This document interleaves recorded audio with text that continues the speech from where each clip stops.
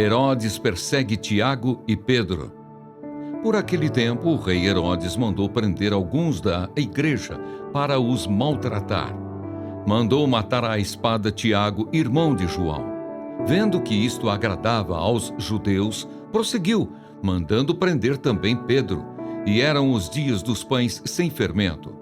Depois de prendê-lo, lançou-o na prisão, entregando-o a 4 escoltas de 4 soldados cada uma, para o guardarem. A intenção de Herodes era apresentá-lo ao povo depois da Páscoa, e assim Pedro estava guardado na prisão.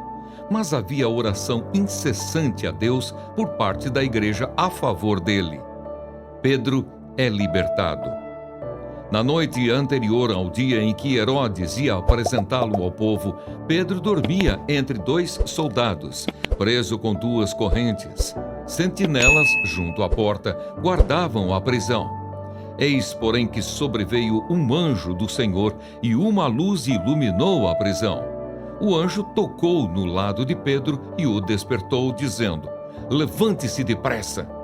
Então as correntes caíram das mãos dele e o anjo continuou: "Coloque o cinto e calce as sandálias." E ele assim o fez. O anjo lhe disse mais: "Ponha a capa e siga-me." Então, saindo, Pedro o seguia, não sabendo que era real o que estava sendo feito pelo anjo.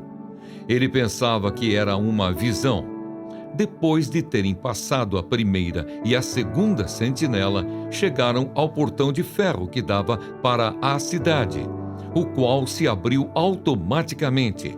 E saindo, enveredaram por uma rua e logo adiante o anjo se afastou dele. Então Pedro, caindo em si, disse: "Agora sei que, de fato, o Senhor enviou o seu anjo e me livrou da mão de Herodes e de toda a expectativa do povo judeu."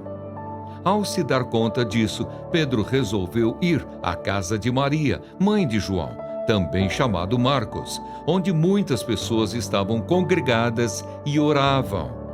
Quando ele bateu à porta da frente, uma empregada chamada Rode foi ver quem era. Reconhecendo a voz de Pedro, ficou tão alegre que nem o fez entrar, mas voltou correndo para anunciar que Pedro estava à porta. Então os outros disseram: "Você ficou louca." Ela, porém, persistia em afirmar que era verdade. Então disseram: "É o anjo dele." Enquanto isso, Pedro continuava batendo. Quando abriram a porta, viram-no e ficaram admirados.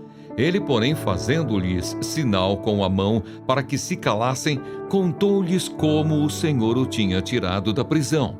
E acrescentou: "Anunciem isto a Tiago e aos irmãos." E saindo, foi para outro lugar. Quando amanheceu, houve grande alvoroço entre os soldados sobre o que teria acontecido com Pedro. Herodes, tendo-o procurado e não o achando, submetendo as sentinelas a interrogatório, ordenou que se aplicasse a pena de morte. E descendo da Judeia para Cesareia, Herodes passou ali algum tempo.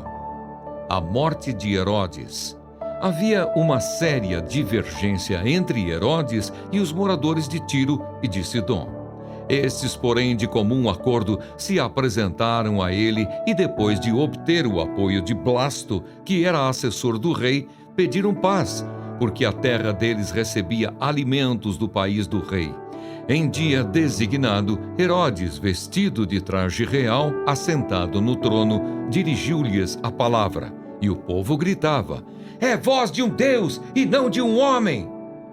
No mesmo instante, um anjo do Senhor feriu Herodes por ele não haver dado glória a Deus e comido de vermes, morreu. Entretanto, a palavra de Deus crescia e se multiplicava. Barnabé e Saulo, cumprida a sua missão, voltaram de Jerusalém, trazendo consigo João, também chamado Marcos.